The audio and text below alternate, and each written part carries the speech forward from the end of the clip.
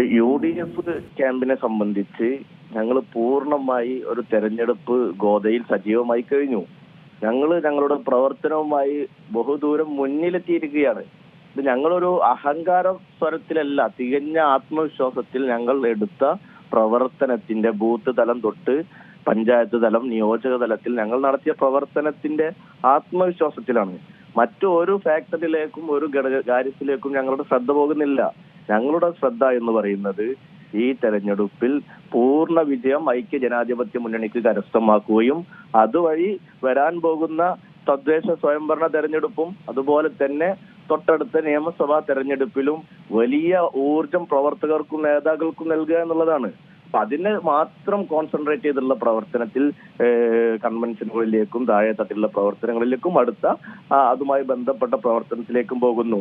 മറ്റൊരു തരത്തിലേക്കുള്ള വിവാദത്തിലേക്കോ അല്ലെങ്കിൽ അപ്രസക്തമായ വിഷയത്തിലേക്കോ ഞങ്ങൾ പോകുന്നില്ല എന്നുള്ളതാണ്. ഞങ്ങളെ സംബന്ധിച്ച് പിണറായി വിജയൻ സർക്കാരിന്റെ ദുർഭരണം ജനങ്ങളിലേക്ക് എത്തിക്കുക, അത് തുറന്നു കാണിക്കുക. ഈ നിലമ്പൂർ നിയോജക മണ്ഡലത്തിലുള്ള ശ്രീ ആര്യാടൻ ഷൗക്കത്ത് എന്ന് പറയുന്ന ഞങ്ങളുടെ പത്തരമാറ്റുള്ള സ്ഥാനാർത്ഥിയെ എത്രത്തോളം ഇവിടെ നിറഞ്ഞു നിൽക്കുന്നുവോ അത് ജനങ്ങളുമായി ആശയവിനിമയം നടത്തി പൂർണ്ണമായ 100% വോട്ടും UDF അനുകൂലമാക്കുക എന്നുള്ള പ്രവർത്തനത്തിൽ മാത്രമാണ് മുഴുകുന്നത്. ഞങ്ങളുടെ നേതൃത്വം ഞങ്ങളോട് ആവശ്യപ്പെടുന്നതും അത് തന്നെയാണ്. അതിന് നിങ്ങൾക്ക് കിട്ടിയ ഏറ്റവും നല്ല ആയുധമായിരുന്നില്ലേ അൻവർ? എന്തുകൊണ്ടാണ് അൻവറിനെ വേണ്ട രീതിയിൽ ഉപയോഗിക്കുവാൻ കോൺഗ്രസിന് സാധിക്കാതിരുന്നത്? മുസ്ലിം ലീഗ് അടക്കമുള്ള സംഘടനകൾ തന്നെ ഈ VD സതീഷിന്റെ ഏകാധിപത്യ സ്വഭാവമാണ് ഈ ഒരു രീതിയിലേക്ക് കാര്യങ്ങൾ എത്തിച്ചതെന്നടക്കം വിമർശനം ഉന്നയിക്കുന്നുണ്ട്. അല്ല, ഇതെല്ലാം നിലമ്പൂരിലെ ജനങ്ങൾ പൂർണ്ണമായി മനസ്സിലാക്കുകയും അവര് വളരെ ശ്രദ്ധയോടുകൂടി കാണുന്ന രാഷ്ട്രീയ സംഭവവികാസങ്ങളാണ്. ഞങ്ങളെ സംബന്ധിച്ച് ഞങ്ങൾ ഒരു വിഭാഗത്തെയും മാറ്റി നിർത്തുകയോ അല്ലെങ്കിൽ അകറ്റി നിർത്തുകയോ ചെയ്തിട്ടില്ല. ഞങ്ങൾ UDF നേതൃത്വം തീരുമാനിച്ചതുപോലെ 24 മണിക്കൂർ കഴിഞ്ഞ ഈ ഗവൺമെന്റിന്റെ കാലഘട്ടത്തുണ്ടായ ഉപതെരഞ്ഞെടുപ്പുകളിൽ സംഭവിച്ചതുപോലെ 24 മണിക്കൂറിനകം പുതിയ സ്ഥാനാർത്ഥിയെ പ്രഖ്യാപിക്കുകയും UDF സ്ഥാനാർത്ഥിയെ പ്രഖ്യാപിക്കുകയും തെരഞ്ഞെടുപ്പ് ഗോതയിലേക്ക് ഇറങ്ങുകയാണ് ചെയ്തിട്ടുള്ളത്.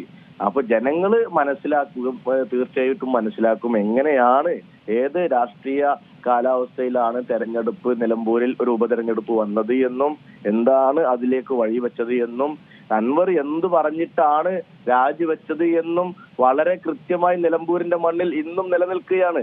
അപ്പൊ ജനങ്ങൾ അതെല്ലാം മനസ്സിലാക്കി അവരുടെ വോട്ട് വിനിയോഗപ്പെടുത്തുമെന്നുള്ള കാര്യത്തിൽ യാതൊരു സംശയവുമില്ല. മറ്റൊരു വിഷയം ഞങ്ങളെ ആകുലപ്പെടുത്തുന്നില്ല. ഞങ്ങൾ പൂർണ്ണമായി പ്രവർത്തനത്തിൽ ശ്രദ്ധ കേന്ദ്രീകരിച്ച് മുന്നോട്ട് പോവുക എന്നുള്ളതാണ്. അൻവർ ഇന്ന് നാമനിർദ്ദേശ പത്രിക സമർപ്പിക്കുകയാണ്. അൻവർ കൂടി സ്ഥാനാർത്ഥിയായി എത്തുമ്പോൾ അത് വലിയ രീതിയിലുള്ള പ്രതിരോധം തന്നെ കോൺഗ്രസിന് തീർക്കുമോ? ഒപ്പം ഇനി അൻവറുമായി ചർച്ചകൾക്കൊന്നും സാധ്യതയില്ലാത്ത രീതിയിൽ വഴികൾ അടഞ്ഞു എന്നാണ് മനസ്സിലാക്കുന്നത്. ഇനിയും പത്രിക പിൻവലിക്കാൻ സമയമുണ്ട്.